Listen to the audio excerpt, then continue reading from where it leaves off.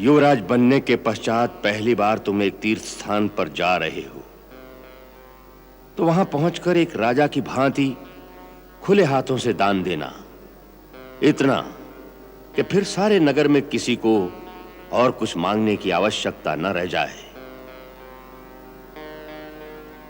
एक बात का ध्यान रखना, राजा की शान उसकी सेना के प्रदर्शनों से नहीं होती, बल्कि राजा की शान इस बात से होती है कि जिस नगर में राजा का वास हो, वहां पर रात को कोई प्राणी भूखा न सोए।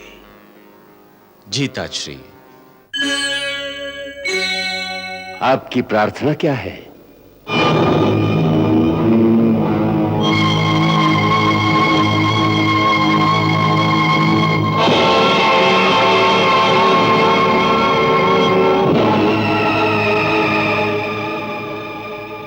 महाराज, यह प्रार्थना केवल हमारी ही नहीं, वारणावत के सभी प्रजाजनों की भी है। यदि आप स्वीकार कर लेंगे तो समस्त प्रजाजन आनंदित हो जाएंगे। क्या प्रार्थना है?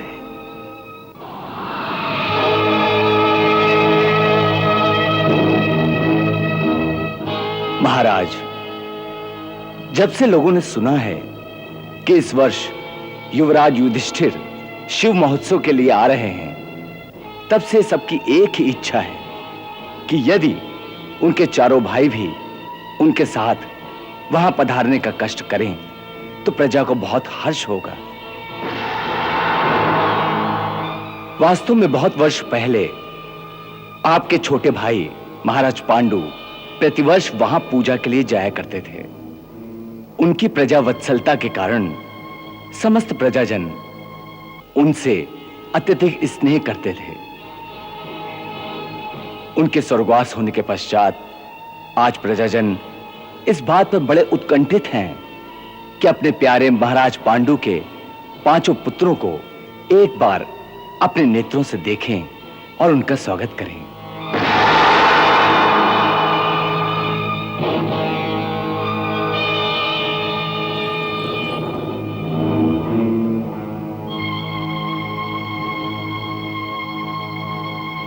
इसका अर्थ है महाराज पांडु की मृत्यु के पश्चात इतने वर्षों से हम जो वारणावत जाते रहे, तो हमसे किसी को इतना स्नेह नहीं हुआ।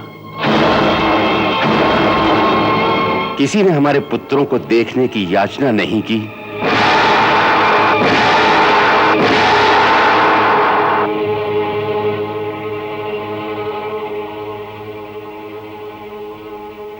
महाराज को इस दृष्टिकोण से नहीं देखना चाहिए।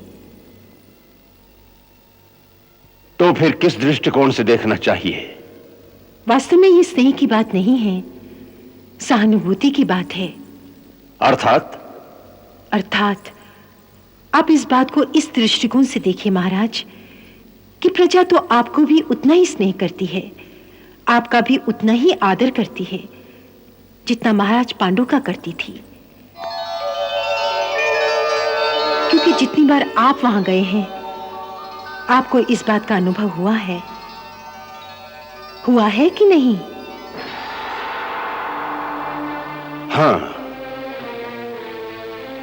परंतु पुत्रों में इतना अंतर क्यों? वही अंतर तो मैं आपको समझा रही हूं महाराज। देखिए, अंतर का केवल एक ही कारण है कि जिस व्यक्ति का स्वर्गवास हो जाता है, उसके बच्चों को लोग अनाथ समझते हैं और उनसे इसी कारण लोगों को सहानुभूति अधिक हो जाती है, और उस सहानुभूति को ये लोग स्नेह बता रहे हैं। इसलिए आपको अन्यथा नहीं सोचना चाहिए। इनकी प्रार्थना स्वीकार कर लीजिए महाराज, और यदि आपकी आज्ञा हो तो मैं कुंती बहन को भी मना लेती हूँ कि वे इसी बहाने अपने पुत्रों के साथ तीर्थ यात्रा कराएं। अवश्य देवी, हम आपके दृष्टिकोण की प्रशंसा करते हैं।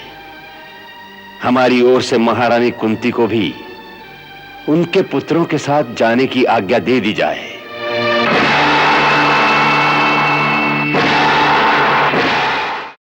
वारणावत के प्रजाजनों की बड़ी इच्छा है कि तुम अपने चारों भाइयों को भी अवश्य साथ लेकर आओ। तुम्हारे पिता महाराज पांडु से वहां की प्रजा को बहुत लगाव था। उन्हें तुम पांचों भाइयों के दर्शनों की बड़ी लालसा है। इसलिए तुम अर्जुन, भीम, नकुल, सहदेव इनको साथ लेकर अवश्य जाना। जी ताजश्री, आपकी आज्ञा का अवश्य पालन किया जाएगा। और देखो, युवराज बनने के पश्चात पहली बार तुम एक तीर्थ स्थान पर जा रहे हो, तो वहां पहुंचकर एक राजा की भांति खुले हाथों से दान देना, इतना कि फिर सारे नगर में किसी को और कुछ मांगने की आवश्यकता न रह जाए। एक बात का ध्यान रखना, राजा की शान उसकी सेना के प्रदर्शनों से नहीं होती, बल्कि राजा की शान इस बात से होती है कि जिस नगर में राजा का वास हो, वहां पर रात को कोई प्राणी भूखा न सोए। जी ताजश्री। प्रजा में से जो कोई भी मिलने को आए, चाहे वो छोटा हो या बड़ा, सबसे आदर के साथ मिलना, सबसे ऐसा व्यवहार करना कि कोई भी तुमसे अपनी बात कहते हुए न संकोच करे न डरे। सबकी मांग को ध्यानपूर्वक सुनना और जिसकी मांग उचित हो उसे तुरंत स्वीकार कर लेना। न्याय करने में कभी देर मत करना, क्योंकि जो राजा न्याय करने में देर करता है उस राजा पर से प्रजा का विश्वास उठ जाता है। इस बात को भूलना मत। जी ताजश्री। हमें बताया गया था कि वहां का राजमहल पुराना होने के कारण जीर्ण अवस्था में है, सो हमने आदेश दिया था कि तुम्हारे जाने से पूर्व उसकी मरम्मत करा दी जाए। कल ही शिल्पकारों ने सूचना भेजी है कि मरम्मत का सारा कार्य पूरा हो गया है। अब तुम लोगों को वहां किसी तरह की असुविधा नहीं होगी। सो अब जाकर यात्रा की तैयारी करो। जो आज्ञा ताजश्री। ताजश्री, यदि आप उचित समझें और अगर आपकी आज्ञा हो तो हमारे साथ माता कुंती को भी ले जाएं? अवश्य, परंतु पहले उनसे पूछ लो। बधाई हो भांजे, बधाई हो, बधाई हो। जब भाग्य को पलटना होता है तो सारे पासे अपने आप सीधे पड़ने लगते हैं, अपने आप। एक बार तो तुम्हारे पिताश्री ने ऐसी बात कह दी कि हमारे आदमी हतप्रभ रह गए। उन्हें लगा कि सारा खेल चौपट हो गया। परंतु ऐसे समय गांधारी की मूर्खता हमारे काम आ गई। उसने ऐसी बात कही कि महाराज ने पांचों पुत्रों के साथ साथ कुंती को भी भेज दिया। अच्छा है, अच्छा है। इससे सारे पांडव वंश का विनाश एक साथ हो जाएगा। सारा पांडव वंश एक साथ जलकर भस्म हो जाएगा। इसे कहते हैं भाग्य का चक्र। बेचारे पांडव। हाँ भांजे, बेचारे पांडव।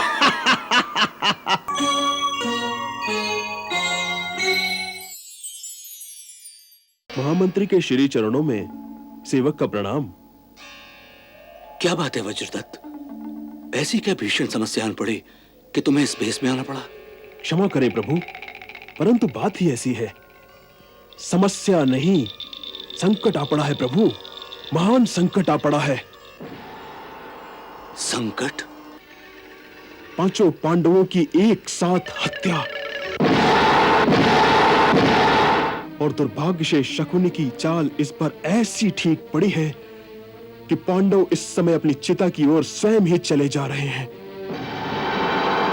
वारणावत में पुराने राजमहल की मरम्मत के बहाने संपूर्ण घर लाख का बना दिया गया है और पहली रात ही उस लाक्षागृह को आग लगा दी जाएगी।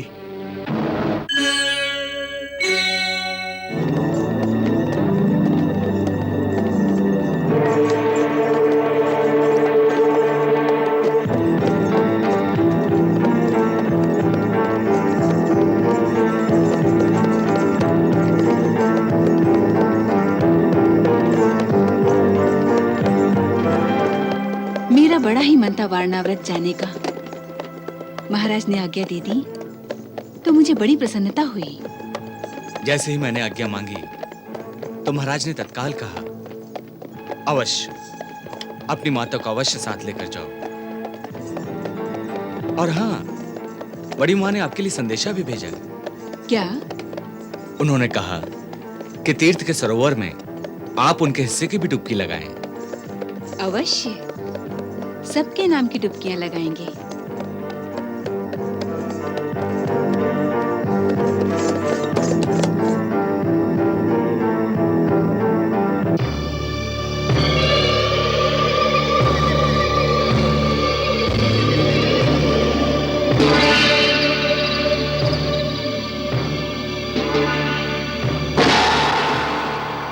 मूकं करोति वाचालं पंगुं लंघयते गिरिं यत्कृपातमहं वन्दे परमानंद माधवम्।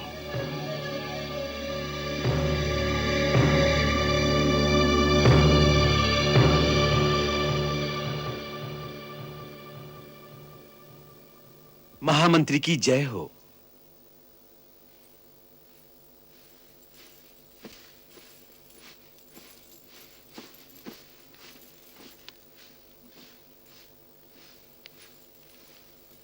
क्या है? प्रभु, द्वार पर एक साधु आया है। उसने आपके लिए ये फल दिया है। कहता है चामुंडा देवी के मंदिर से ये प्रसाद आपके लिए लाया है।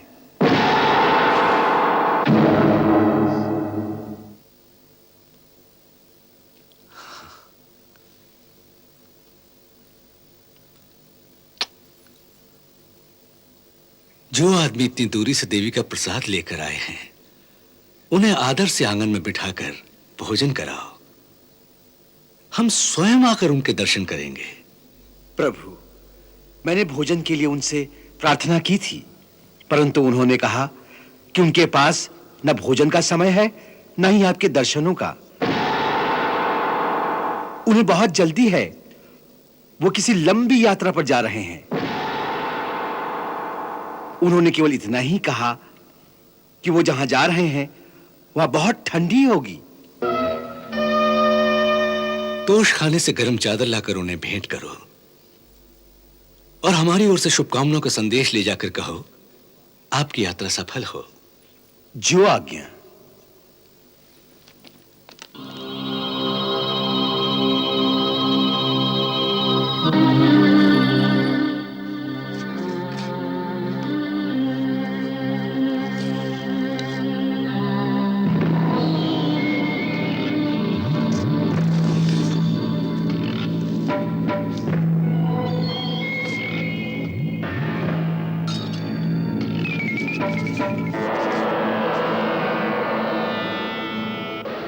शिव मंदिर के पीछे वट वृक्ष के नीचे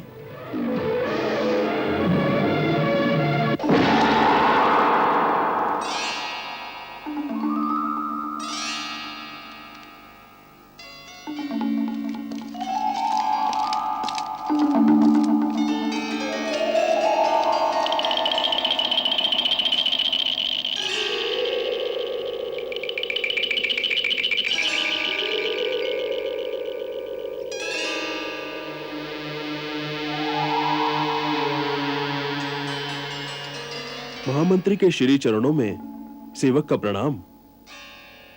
क्या बात है वज्रदत्त? ऐसी क्या भीषण समस्या आन पड़ी कि तुम्हें इस भेष में आना पड़ा? क्षमा करें प्रभु, परंतु बात ही ऐसी है। समस्या नहीं, संकट आ पड़ा है प्रभु। महान संकट आ पड़ा है। संकट? हाँ, और इस बार षड्यंत्र इतना गहरा है कि मुझे डर है कि इस समय वे लोग आपकी प्रत्येक गतिविधि पर भी नजर रखे होंगे। इसीलिए मैं आपसे मिलने आपके भवन में अंदर नहीं आया। परंतु वो षड्यंत्र क्या है? पांचों पांडवों की एक साथ हत्या।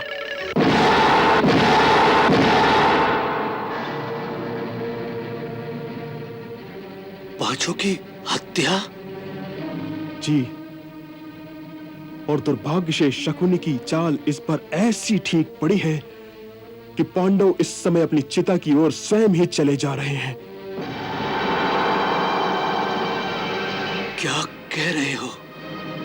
यह सत्य है प्रभु।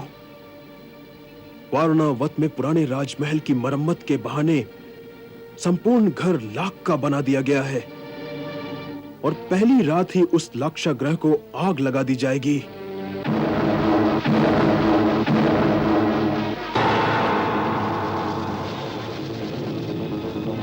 शकुनी जानता है कि एक ऐसा विशाल और मजबूत जाल आपने अपने गुप्तचरों का चारों ओर फैला रखा है जिसका छेदन वो आज तक नहीं कर सका, और इसलिए वह केवल आपसे ही डरता है। और इसलिए आज जबकि वह अपने जीवन की सबसे बड़ी चाल चल रहा है, उसकी पूरी कोशिश थी उस चाल की भनक भी आप तक न पहुंच सके, और वह तो इसमें सफल हो ही गया था। यह तो प्रभु की विशेष कृपा ही समझिए कि केवल 2 दिन पहले ही कहीं से मुझे यह भनक पड़ी कि कई मन लाख वारणावत में पहुंचाई जा रही है। बस इसी बात का पीछा करते करते मुझे षड्यंत्र का पता चल गया। बहुत देर से पता चला वज्रदत्त, बहुत देर से पता चला, और उस पर तुम भी एक दिन देर से पहुंचे। नहीं प्रभु, मैं तो कल ही आ गया था, परंतु आते ही मैंने देखा कि तात भीष्म के और आपके भवन के चारों ओर शकुनी के आदमी छुपे वेश में घूम रहे हैं। जो भी आपसे मिल के जाता था उसका पीछा हो रहा था कि कौन है और क्यों आपसे मिला है। इसीलिए मुझे यह सब इस प्रकार करना पड़ा कि आपसे मिलूं भी नहीं और संदेश भी आप तक पहुंच जाए। संदेश तो पहुंच गया, पर पांडवों तक सहायता कैसे पहुंचाई जाए? तुम्हारा क्या अनुमान है कि युवराज और उनके भाई वारणावत कब तक पहुंचेंगे? कल संध्या काल तक ही वहां पहुंच सकेंगे। अर्थात यदि हम इसी समय शीघ्रगामी घोड़ों पर निकले तो कल सायंकाल तक हम भी उनके साथ ही वहां पहुंच सकते हैं। पहुंच सकते हैं तो ठीक है, तुम अपने 4 विश्वस्त आदमियों को साथ लेकर इसी समय निकल जाओ। साथ में एक खनिक भी ले जाना जो हमारे भरोसे का हो। मुझसे सारी योजना समझ लो, परंतु सारी योजना इस बात पर निर्भर करती है कि तुम पांडवों से पहले वहां पहुंच जाओ। हाँ, एक बात और, तुम पहाड़ी रास्ते से छुपते हुए निकल जाओ। मुख्य मार्ग से कदाचित नहीं जाना, क्योंकि उस मार्ग से पांडव जा रहे होंगे, और मुझे पूरा विश्वास है कि उनके साथ जो अंगरक्षक सैनिक भेजे गए होंगे उसमें अधिकांश आदमी दुर्योधन के होंगे। उन्होंने दोनों ओर से मार्ग को बंद कर रखा होगा ताकि उधर से कोई सूचना लेकर इधर ना आ सके और इधर से कोई उधर ना जा सके। तुम सावधानी से जाना। जी।